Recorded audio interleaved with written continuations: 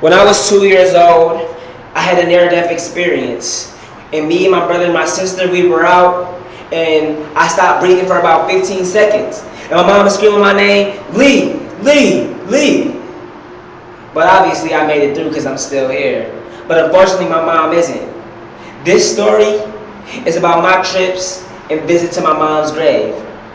You see, my grandma took us in.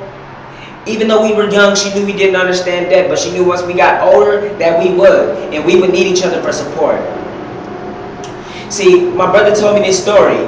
He said that my mom came to him in a dream, and that she wanted him to tell us all that she loved us. So I wondered, well, why not come to me?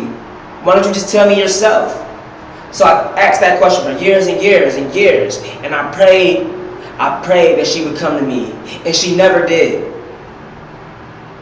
So I just pushed it away and I forgot about it. But I became an angry person, bitter, pushing people away with me, mean to everybody for no reason. But see, I was forced to grow up quicker than others. So I was able to figure out that the reason I was acting this way is because I needed my mom in that connection. So what I decided to do is start to visit her grave. And I was going to make that a tradition to go every year, which I did. You know, I got back to my brother on that story he told me when I was younger. But it seems that I was wrong about what I heard, because he said my mom actually did come to him and my brother and my sister when they were at her house. You see, and she brought them into the room and said, if I die, I want you all to know that I love you. And when I visited her grave, I wondered, why would she say something like that? And I asked. Never got a reply. As I sat there crying, pulling the grass, and you hear it ripping. So I'm pulling it from around her grave, trying to get you to see this circle. And as I'm leaving, it starts thunderstorming. And it seemed to do that every time I visited her grave from that year on out.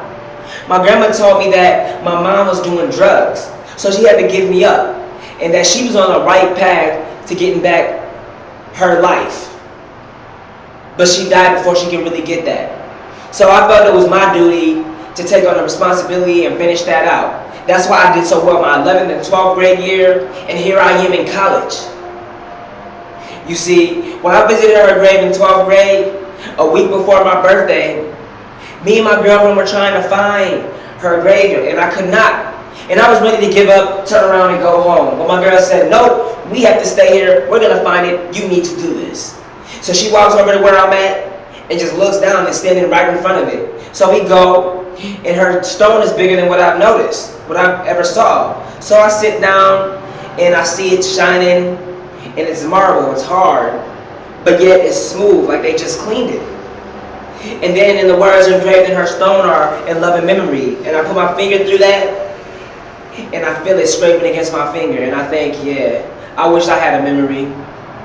So it started to get late, and we get up, and we walk, and we're tugging back and forth. Which way should we go? Which way should we go? She says we should go to the way closest to us. I say we should go farther to the bus stop.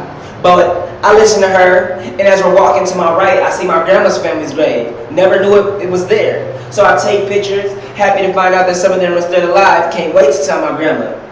See, we're leaving and we're walking, and I hear the birds chirping. The sun is warm on my skin. And then the clouds come, it starts to get dark, and it starts to rain. But it's a different rain. See, this rain is light and misty. Nothing like I've ever seen before when visiting my mom's grave. And it hits my skin just right, the cool breeze. But then the clouds are so dark, so I'm thinking there's going to be a storm. But yet the sun is sitting here in this open, blazing on me, making me feel warm and cool at the same time. So I take pictures because I'm like, no one's going to believe this. And as we get to the end of that block and we turn around, the sky is no longer dark. And there's a rainbow from my mom's side of the grave bursting out across the sky. And that day I felt me and my mom connected.